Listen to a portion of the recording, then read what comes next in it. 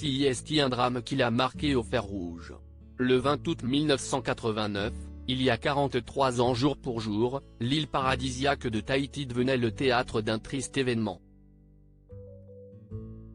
À 41 ans, Joe Dassin succombait à un infarctus du myocarde après une longue tournée européenne pour laquelle il avait désobéi aux ordres de son médecin, le sommant de se reposer. L'interprète de Et si tu n'existais pas partait rejoindre Joshua, enfant issu de son premier mariage avec Maryse Grimaldi. Né Grand Maturé le 12 septembre 1973, le petit garçon a rendu son dernier souffle 5 jours après sa venue au monde, anéantissant les espoirs de ses parents. Une blessure profonde pour l'artiste et sa première épouse.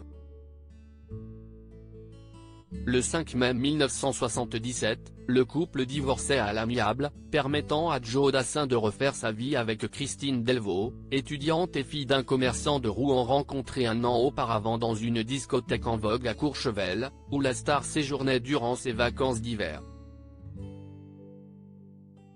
Après s'être perdu de vue, ils s'étaient retrouvés au Castel et étaient plus que jamais déterminés à ne pas laisser leur amour faiblir.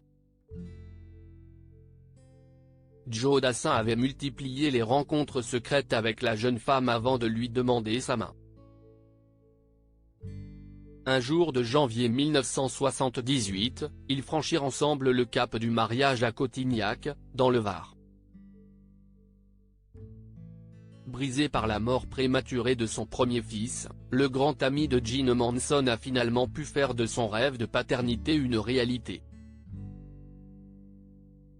Il accueillit ainsi Jonathan le 14 septembre 1978 à l'hôpital américain de Neuilly. Sa petite famille, unie et résidant à Feucherolles là où le défunt chanteur avait fait construire une maison de 800 mètres carrés, s'agrandissait ensuite le 22 mars 1980 avec la naissance de Julien.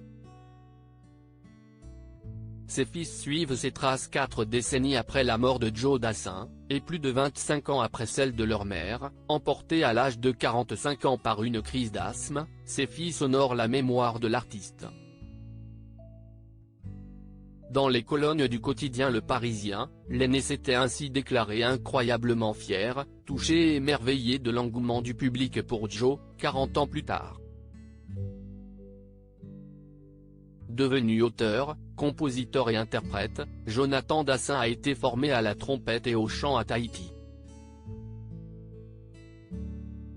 Tout comme son célèbre père, il est animé par une passion pour la musique. Julien Dassin, de son côté, a plusieurs cordes à son arc, celles de chanteur et comédien. Il reprend sur scène les chansons de son père. Quant au petit Joshua, décédé seulement 5 jours après sa naissance, qu'aurait-il pu faire comme métier? Nous ne le saurons malheureusement jamais. Crédit photo, agence.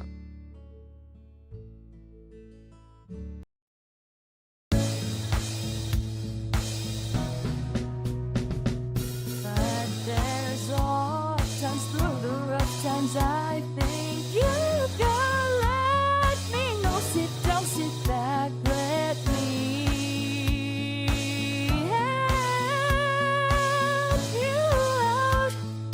Just step got to seek, so I see you out there on your own, but